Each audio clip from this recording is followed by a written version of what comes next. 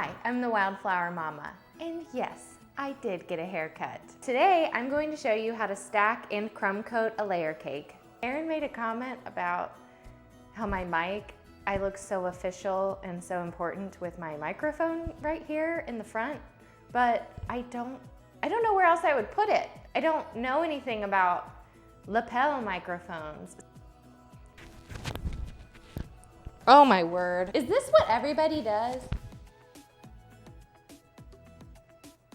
I just solved my own problem right there in real time. Okay. I'm still the Wildflower Mama, and I'm still here to show you how to do a cake. Wowee.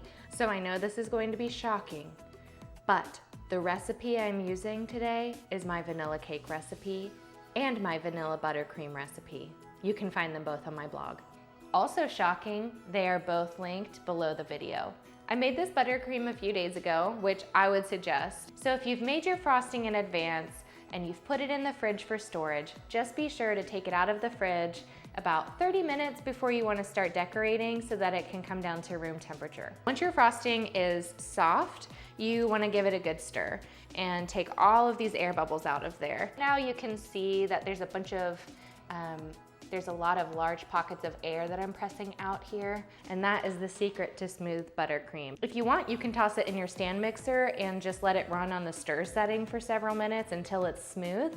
I don't feel like doing any extra dishes today, so I'm just gonna stir this by hand.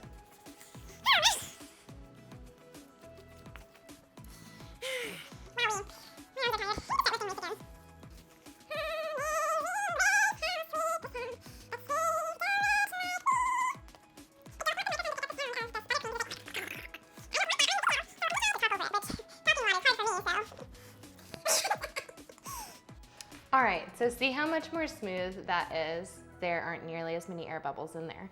So now we're gonna go ahead and get started with the frosting. You're going to need a turntable. I love this turntable. It is so nice. When I first started cake decorating, I got a really cheap $5 plastic turntable from Hobby Lobby, and I hate to say anything bad about anything that comes from the lobby, but that turntable was garbage. So I bought this one. It was only $30 on Amazon. I think it's now like $32 on Amazon. Can't recommend it highly enough. You're also gonna need a cake board. I'm using these acrylic cake discs from Cake Safe. They are awesome. They're awesome. Anyway, this, and all of this is in my Amazon shop, linked below the video. This is not there, but you should go to the New York Cake website and just buy this. It is a non-slip mat. I use it every single time. It lives right here on my turntable. And then look at that. It's not going anywhere. Okie dokie. I have 3 sizes of offset spatulas, and we're gonna use this middle-sized one. We're gonna start with a small dollop of buttercream in the middle of our cake board. And we're just going to make a little circle there. This is going to hold our cake in place. Make sure it's in the middle of the cake board. Oh goodness, here we go. Hands are getting sticky. Okay, I'm fine. Everything's fine. Now we're gonna take a few large dollops of buttercream and put them right on that first layer. Just imagine the spatula as an extension of this whole arm and hold it very steady. So you'll just hold it at the 45-degree angle, maybe a little bit less, maybe more like a 30-degree angle, and just hold it all very still and very steady. And just by doing that, you're going to flatten that first layer, and you don't need to add a ton of pressure there either. For now, I'm scraping whatever buttercream is remaining on my spatula back into the original buttercream container. Once we start smoothing out the sides and my spatula is catching more crumbs, I will start to discard that frosting into a separate bowl so that we aren't mixing cake crumbs into our nice, smooth, beautiful buttercream frosting. Give them a good press each time you add a layer to your cake. Pressing them down now will help to ensure that we're getting, kind of squishing out whatever air may be in there, doesn't sink and decompress and start to bulge. I've had that happen as well too.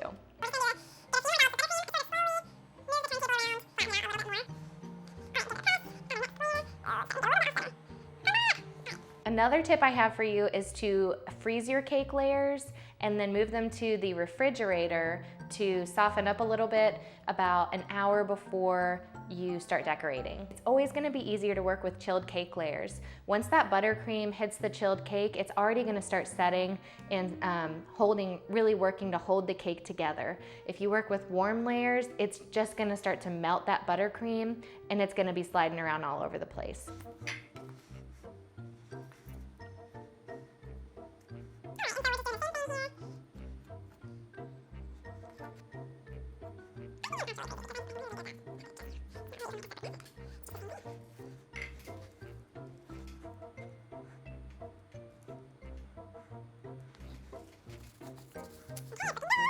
My cake layers generally bake pretty evenly on the top, but when I'm stacking them, I do stack them upside down. So I put the top of the cake layer facing the board and facing the bottom. Just that way, the actual flattest part of the cake is facing up, and that will just help me get a tighter corner and a smoother top of the cake.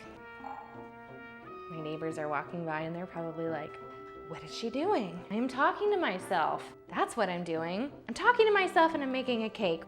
Okay.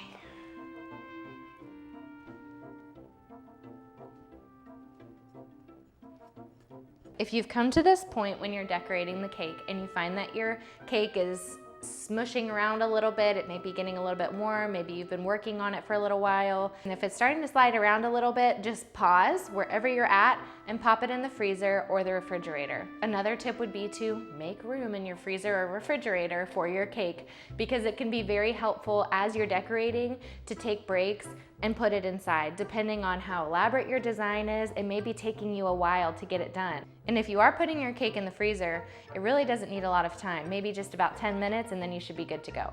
So you can see that we have a lot of frosting that has squished out to the sides, which is awesome, because now we're gonna go around the sides of the cake and press that frosting back into those crevices between the cake layers.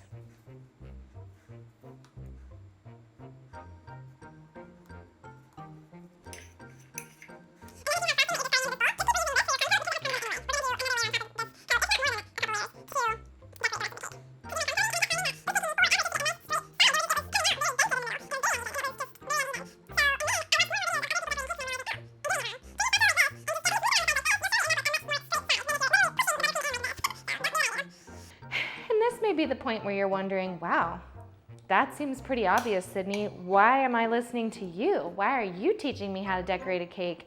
You don't know anything. To which I would say, you're right.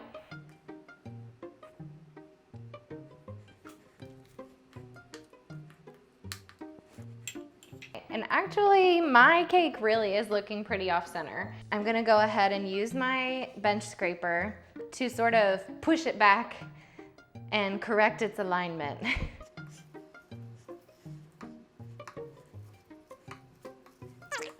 Looking a little bit better. That's already looking a lot better. Oh, and I should show you how to use the bench scraper. So you're gonna hold your bench scraper at another 45-degree angle, and you're going to pull it toward you. That's at least what's easier for me. I don't know if people actually do it the other way. I'm pretty sure that everybody pulls it towards them. I can't imagine not pulling it towards me. I don't know. 45-degree angle, grab your turntable, and you're gonna gently, not applying a ton of pressure with the scraper, you're just gonna hold it, try to hold it stationary, and you're gonna just let the scraper do the work. And turn it very gently, and then just pull it straight off. Just gonna discard this frosting into our bowl of crummy frosting. Oh, I've just got a few more holes to patch up, and so just keep using this frosting that you've already pulled off of the cake to patch up any holes that you see. Like I've got some here. Just gonna put that there, and kind of around the top, just fill in the bottom. You wanna make sure that there's not a gap down at the bottom, fill that in with frosting. I do recommend having a towel, some paper towels, just to wipe off your scrapers and your spatulas. The most annoying thing is extra frosting getting stuck here, sort of drying out a little bit, and then you're pulling it along and it's making a track in your cake when you're scraping it.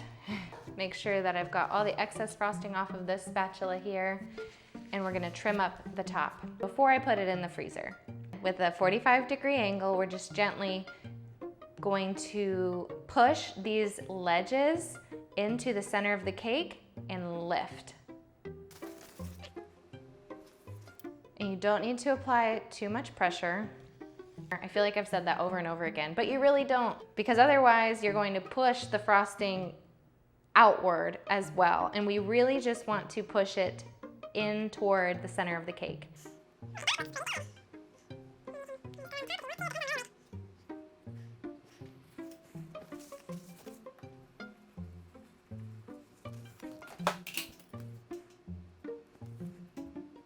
All right, so there you have it. That is how to stack and crumb coat a layer cake. If you're stopping here, great.